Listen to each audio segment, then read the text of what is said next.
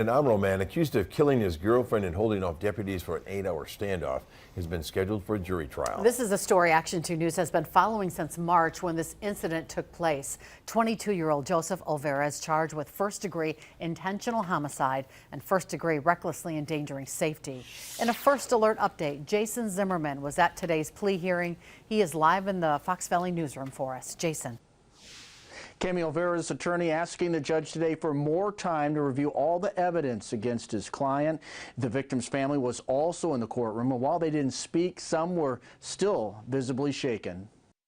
Over the past few months, friends and family of the victim, 20-year-old Johanna Schultz, continue to feel a painful loss. Just days after her death, a vigil was held at Marian University in Fond du Lac, where Schultz was a student, to honor her memory. Since then, the focus has shifted to the court process, as her alleged killer, Joseph Olvera, is expected to stand trial on January 22nd.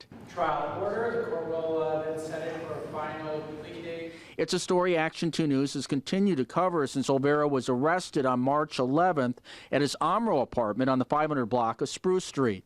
The SWAT team, police, and negotiators spent roughly 8 hours at the scene, according to the sheriff's office. Around 4 a.m., Olvera exited the apartment with a gun while wearing body armor, according to court documents. After negotiations, Olvera dropped the handgun and took off the body armor and was taken into custody. The complaint says Schultz's body was found inside the residence. An autopsy determined she died of smothering.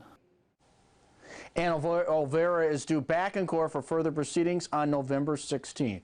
Reporting live in the Fox Valley Newsroom, Jason Zimmerman, Action 2 News.